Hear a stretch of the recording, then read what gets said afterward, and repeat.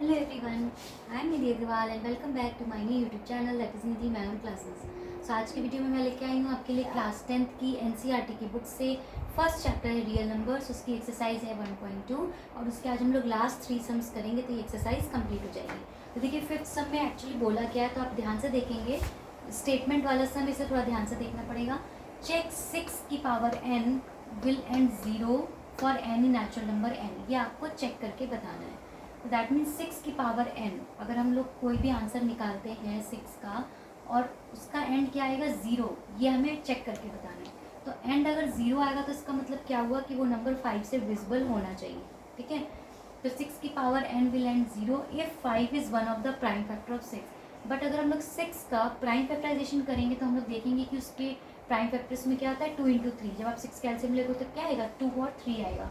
तो that means यहाँ पर कहीं पर भी 5 नहीं है।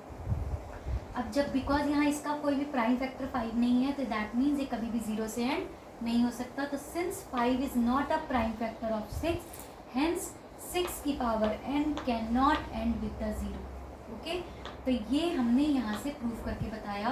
तो ये हमें सिर्फ ये 4 लाइन्स लिखनी है। पहली लाइन 6 की power n will and 0 if कब होगा जब 5 उसका फैक्टर होगा, 5 is one of the prime factor.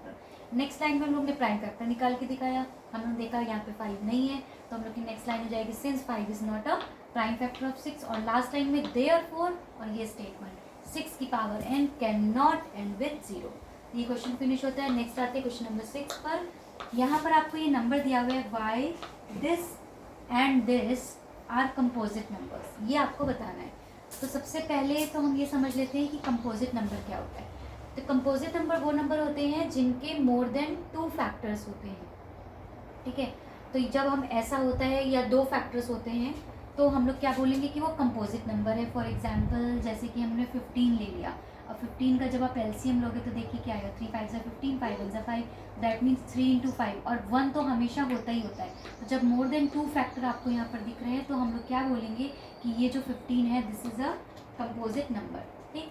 अब देखिए क्वेश्चन में हमें बोला है कि ये नंबर दिया गया, ये पूरा मल्टीप्लाई करके उन्होंने नहीं दिया, ऐसे नंबर दे दिया। इसमें देखिए इतना टर्म मल्टीप्लाई में है, फिर एक प्लस 13 है, यहाँ पर इतना टर्म मल्टीप्लाई में है और फिर प्लस 5 है। तो हमने वो क्वेश्चन को नोट किया, ये अलग नंबर है ये अलग नंबर है, हमें दोनों को बताना है कि दीज आर कंपोजिट नंबर्स और नॉट। तो हमने सपोज कर लिया ये जो फर्स्ट नंबर है उसको हमने क्या सपोज कर लिया n1 और जो सेकंड नंबर है उसको हमने सपोज कर लिया n2। आप कुछ भी सपोज कर सकते हैं। तो हमने वो नंबर नोट किया। अब आप देख रहे हो इसमें और इसमें 13 कॉमन है तो 13 को कॉमन ले लिया, यहाँ से बचेगा 7 इंटू 11, यहाँ से बचेगा प्लस, और जब 13 चला जाएगा तो यहाँ पे बचेगा 1। फिर हमने सॉल्व किया 77 प्लस 1, ये आ गया 78। अब 13 ब्रैकेट के बाहर था और अंदर सॉल्व करने पर आ गया 78। अब 78 के भी जब हम लोग एलसीएम लेके फैक्टर करेंगे तो हम देखेंगे कि 2 3 और 13 आता है। देखिए कैसे, यहाँ पर लिखा है 78।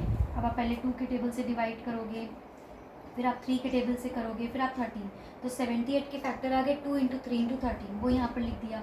फिर आपने देखा 13 2 टाइम्स आया तो 13 स्क्वायर कर दिया। अगर ये लाइन हम लोग नहीं भी लिखते तब भी आपको दिख रहा है कि यहाँ पे कितने फैक्टर्स हो रहे हैं इस पूरे नंबर के, एक 2 है, एक 3 है और एक 13 है, मतलब मोर देन 2 फैक्टर्स है। तो दैट मीन्स ये नंबर कंपोजिट नंबर आपका होगा।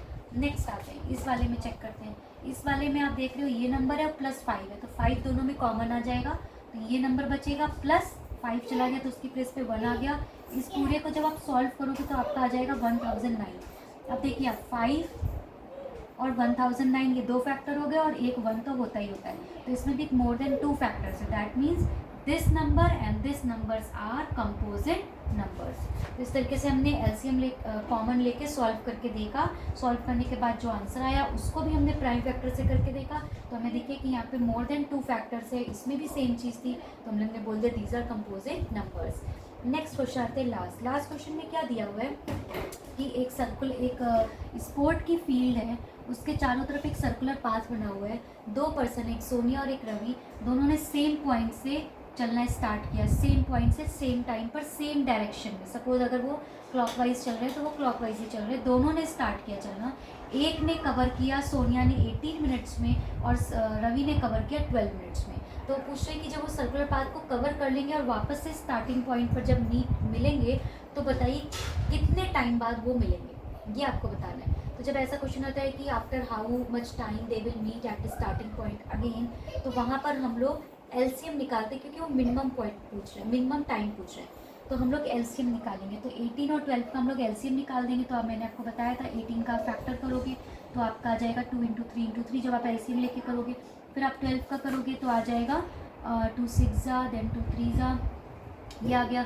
अब एलसीएम का मतलब क्या होता है कि सारे नंबर्स लेने और सबकी मैक्सिमम पावर लेनी है। तो देखिए 2 यहाँ पे 2 टाइम्स आ रहा है और 3 भी 2 टाइम्स आ रहा है। तो जब आप इसको सॉल्व करोगे 4 इंटू 9 तो आपका आंसर आ जाएगा 36 मिनट्स।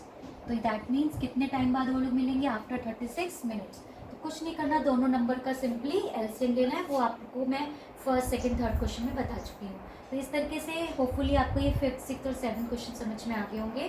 तो अब ये 1.2 कंप्लीट होती है। मिलते हैं नेक्स्ट वीडियो में, तब तक मेरे चैनल को सब्सक्राइब करना मत भूलिएगा। Thank you so much, bye bye.